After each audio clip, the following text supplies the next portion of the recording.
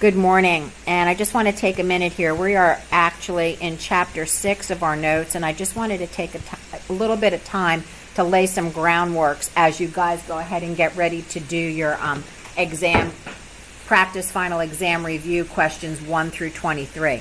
So when you are given a set of lines and they are asking you, do the equations or do the lines have one solution, infinitely many solution, or no solutions? Let's just do a quick review and remember. If two lines intersect, they meet at one point, they have exactly one solution.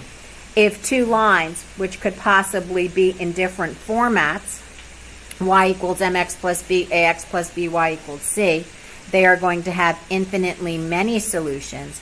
And then if two lines are parallel, meaning they never meet, they have no solution. So if we were to look at this graph right here, and we were to look at this line, y equals x plus 1 and y equals negative x plus 2, they meet right here at exactly one point and have one solution. Now, if we were to go ahead and look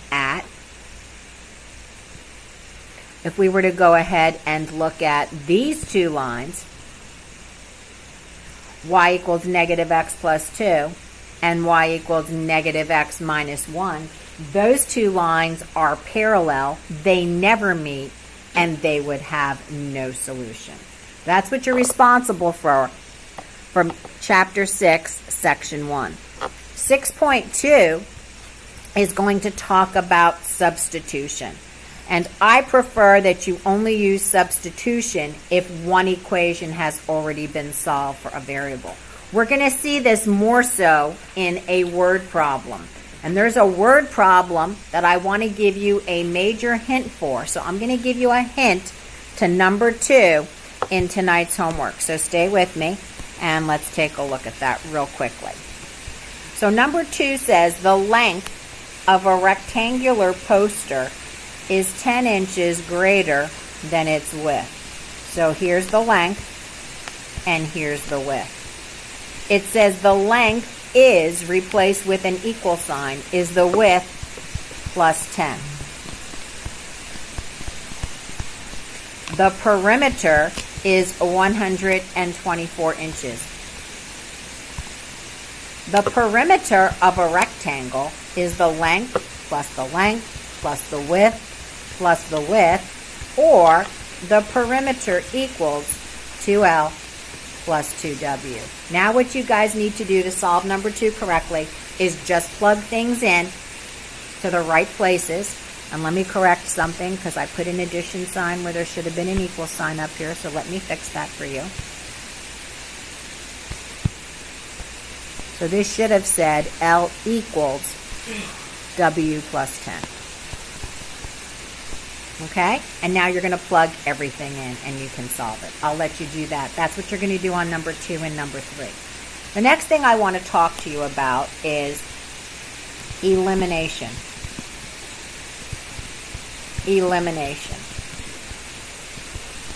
Solving a system of equations by elimination. So let's just go right on to lesson 6.3. And let's pick an easy example that we'll do. X minus 3y equals 7.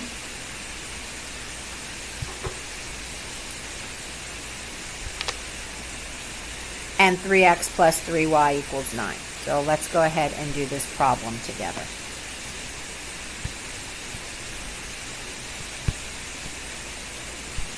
Possibly. We can get this to work. We'll be in good shape.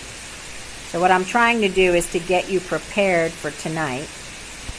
So when you go ahead and do this homework, you won't have any problems. The whole idea behind elimination. Elimination means to get rid of. I just got rid of all the writing that was there. I eliminated it by erasing. Elimination by addition is when they have the same coefficient but opposite signs. Elimination by subtraction is when they have the same coefficient and the same sign. So we can eliminate the y variables. 1x plus 3x is 4x. A negative 3y plus 3y is 0. And 7 plus 9 is 16. So we have 4x equals 16.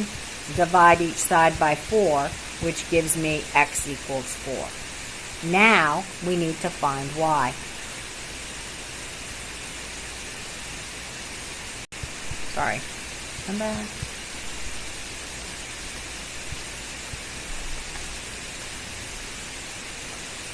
So let's go ahead and find y. If this would cooperate, you'd be in good shape.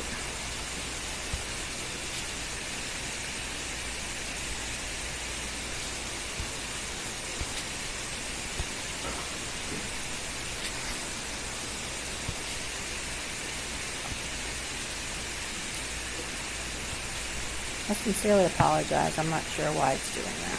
But let's work. Come on. Here we go. So now we found that x equals 4, and now we want to find y. Anybody have a suggestion? How am I going to find y? Anybody? What did I just find x was? X was what? 4. So I plug in 4 for x and find y. So I could say 3 times 4 plus 3y equals 7. 12 plus 3y equals 7. Subtract 12 from each side. What does y equal, guys? What's 7 minus 12? Negative 5. Are you with me? Are you sure? Okay, 3 plus 4 is 12. Anybody have a question? Yes?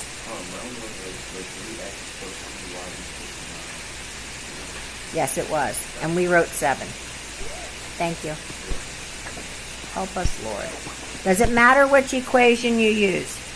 No, it does not. However, does your answer have to work in both equations? Yes. And do you have to copy the equation right? Yeah. And I didn't, so let's fix it. I'm really not sure why this doesn't want to work.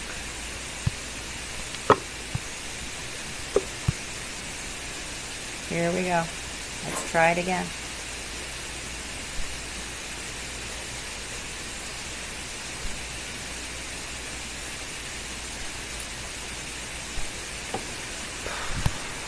Come on, we need you to work for us. We are trying to do an exam review here. I apologize for those of you that are watching online.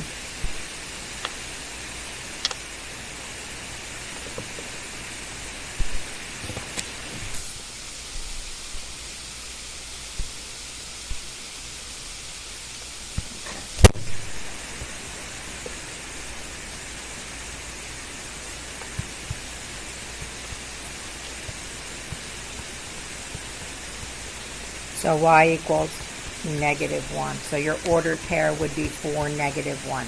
Now, guys, let me just give you a hint. On a multiple choice test, what could you do? Plug it in, plug it in. Okay, let's go on and look at questions like number 5. You have to be able to determine which is the best method. Which is the best method. Okay, I'm going to move on to chapter number 7. Chapter number 7, if this allows me to.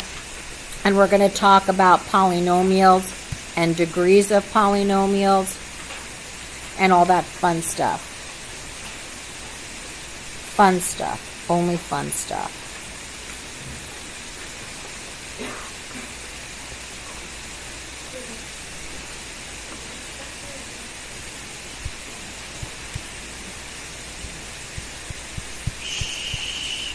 Please. So we're going to talk about product of powers here. Product of powers. Remember that when you multiply a monomial, that if the bases are the same, you're going to add the exponents. So if we were to look at this example here, y times y to the 5th is y to the 1st times y to the 5th. We're going to add the exponents and get y to the 6th. X times x squared times x to the 4th. Here's where a lot of people miss it. They forget there's a 1 there. You add the exponents. 1 and 2 is 3 and 4 is 7. Now what happens if we put an exponent outside the parentheses? outside the parentheses. Let's see if we do that in this lesson or in the next lesson. Okay, we do it right here. So this is a new rule, and let's just go ahead and look at a problem real quickly. So if I gave you 2x squared y cubed to the second power, you have to take everything, this is very interesting, to the second power. X to the 2 times 2, y to the 3 times 2. So this is 2 squared, which is 4. X to the 2 times 2, which is x to the 4th. And y to the 3 times 2, which is y to the 6th power. Are you all with me? What do you guys remember about negative exponents? Negative exponents. Not much. Let's see if we can refresh your memory.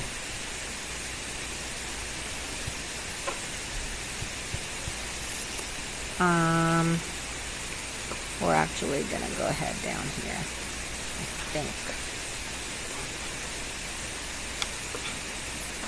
One more down.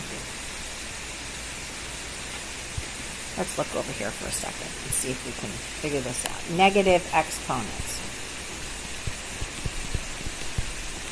So, a to the negative n power is equal to 1 over a to the n. And 1 over a to the negative n is a to the n over 1, or just a to the n.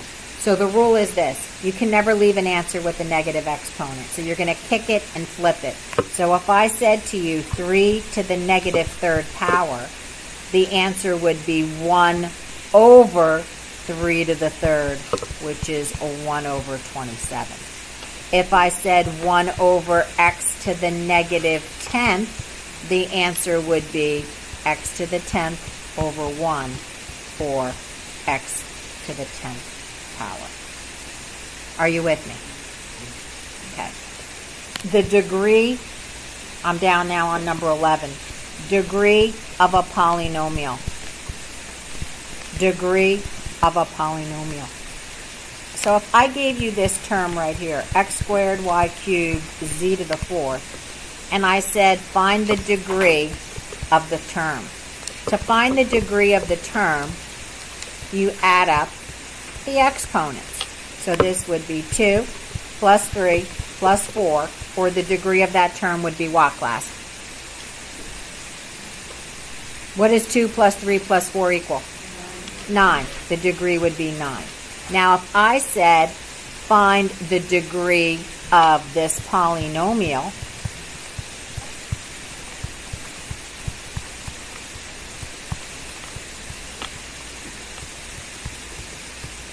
what you do here, guys, is you find the degree of each term. You find the degree of each term. So here it would be 2 plus 3, which is 5. Here would be 1 plus 2, which is 3. Here would be 1 plus 1, which is 2. And this would have a degree of 0, because a number without a variable has a degree of 0. All right, Mrs. Urso, well, that's great. I found the degree of each term, but that doesn't tell me what's the degree of the polynomial. The degree of the polynomial is the degree of the highest term. So which number is bigger, guys, 5, 3, 2, or 0? So what's the degree of the polynomial? Good job. Does that help? What I'm trying to do, guys, is to give you a quick refresher on a lot of this, because there's a lot of things that we learned that we haven't seen for a while. You should be good on things like 13, 14, and 15. That's adding and subtracting, like terms. We just went over this again when we did rational expressions.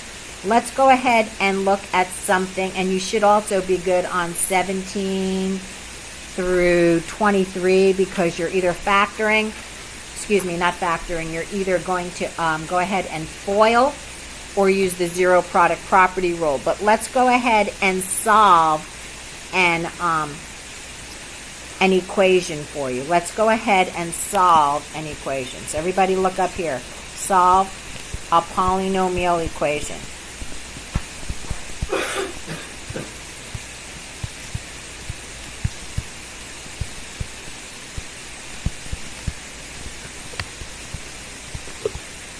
Stay with me. 3p times the quantity. 3p minus 8 equals 9p times p minus 3 plus 4. So that's your original equation. What I want you guys to do is I want us to go ahead and use the distributive property and then go ahead and solve this. 3p times 3p is 9p squared. 3p times a minus 8 is a minus 24 minus 8. Add like terms. 9p squared minus, what's a negative 24 minus 8 going to give me? You want to check that to make sure it's right? Is it? Okay. And now on this side we have 9p times p is a 9p squared. A 9p times a minus 3 is a minus 27p plus 4. So let's get the variables to the left.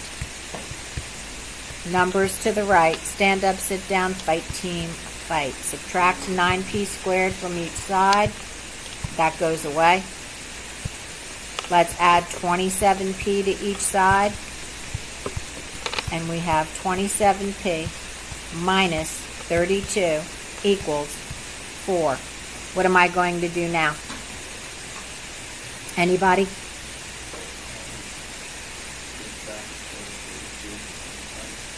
Not subtract it, but do what?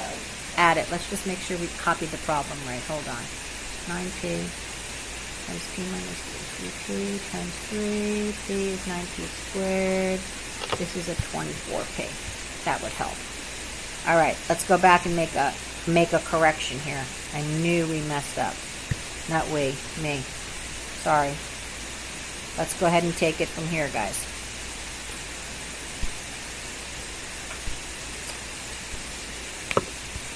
Okay, 3p times 3p is 9p squared. 3p times a minus 8 is a minus 24p minus 8. This side is correct. 9p squared minus 27p plus 4. Subtract 9p squared from each side. That gives me 0. Add 27p to each side. That gives me 3p minus 8 equals 4. Add 8 to each side. And what you should get, once I erase this other mess, is 3p equals 12. 3p equals 12. Divide each side by 3. What does p equal, guys? 4. So that is solving a polynomial equation. Are you guys all good on factoring and zippering? Yes? You guys okay with something like this? Just let's make sure y'all remember that if you see x plus 5 quantity squared, what it means is x plus 5 times x plus 5, and you need to FOIL it. X squared plus 5x plus 5x plus 25, or x squared plus 10x plus 25. That should actually take you right up to question number 23, which means you guys should be in great shape because I just reviewed that with you. All right? Any questions? Alrighty, you are set.